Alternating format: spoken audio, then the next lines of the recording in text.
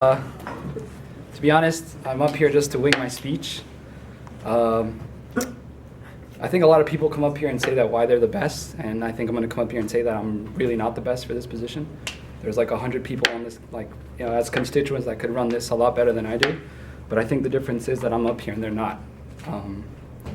That's pretty much all I have to say about myself. A lot of people like to talk about this being a popularity contest, and I actually looked into the numbers, and it turns out it really isn't. This is my second time running unopposed for this election, and if constituents were really interested in being here, they would be.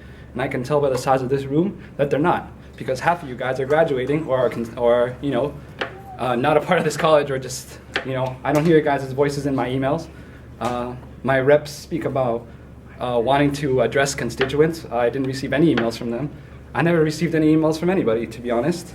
I believe I only had one constituent come to my office and actually asked me to move formal because he wanted to come and participate. Unfortunately, formal by that time had already been planned far enough, and we could not move formal. But I believe that is the only example that comes to mind right now of a constituent coming to speak to me about anything they wanted to say. Once again, addressing the popularity contest, right here I have numbers. I won in fall of 2013 with a 1.6 eligible population that voted. So if that's your definition of a population contest that I won, then I guess I'm the most popular one. In that year, there was 3,033 eligible voters, and only 49 of them voted. In winter of 2014, there was 3,511 eligible voters, but only 46 of them voted, which leads to a 1.3% of them participating in elections. Now, that being said, democracy is defined by 4 key points: a political system for choosing representatives through free and fair elections, something that your community unfortunately failed to do. I opposed some certain changes in the Constitution, but as democracy rules, and so does popular sovereignty, I was overridden and outvoted. A second key to democracy is the active participation of the people as citizens in politics and civic life. I'd like to repeat that. The active participation of the people as citizens in politics and civic life. I believe by stating my numbers that number 2 is not being upheld by my population. So if you guys have any questions for me, I'll be more than happy to answer them. That is all.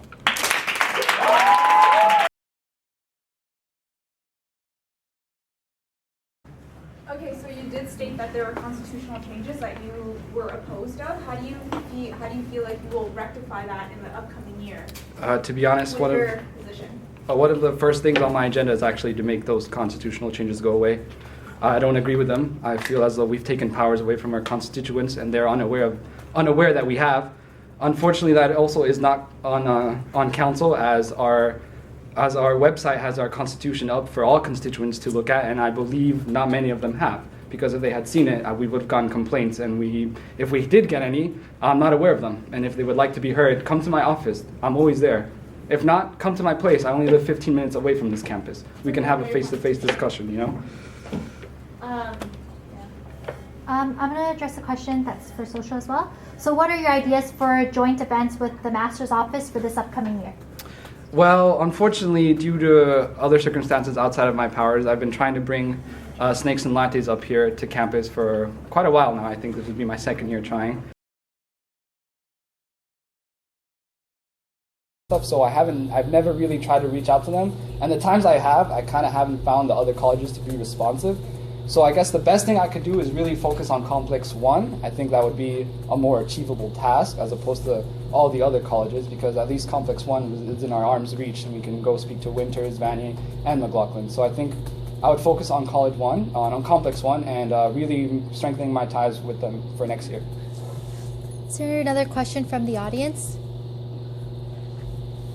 Okay, so one more question. How can you make current and future students with disabilities to feel included, to be part of the Founders community, such as events and trips? I don't have a lot of experience with that, to be honest, and actually that's something that I guess I would have to learn once that opportunity comes. The only thing I can say to that is that I will try anything within my ability to make sure that they are comfortable and that they can come on our trip. Once I gain that experience, I'll be more than prepared to be able to handle a situation like that. But because, to be honest, I've never dealt with something like that, at least not on a professional level. I can't say how I would react, but all I can say is that I would try like my absolute hardest to make sure that this person feels included. And then my last question is, it is sometimes difficult for alumni to reconnect with the founders community. What efforts will you make to reach out to them to ensure that they stay connected? The thing about alumni is that they're also living their own life at the same time. They're no longer students here.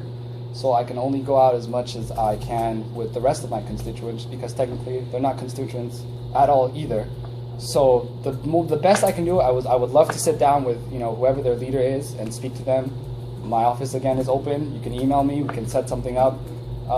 That's really the best I can do. Other than that, it's really up to them to come and participate. I can only lead the mule to water. I can't make them drink. Any final questions? No. Okay. Thank you. I just want to end with a quote from the great Kanye West that says, we can't make it to ballot to choose the leadership, but we can make it to Jacobs or to the dealership. It's funny how we can sell out Montreal and I can get a list of like over 60 people for waiting, but only 80 of you voted. That's it.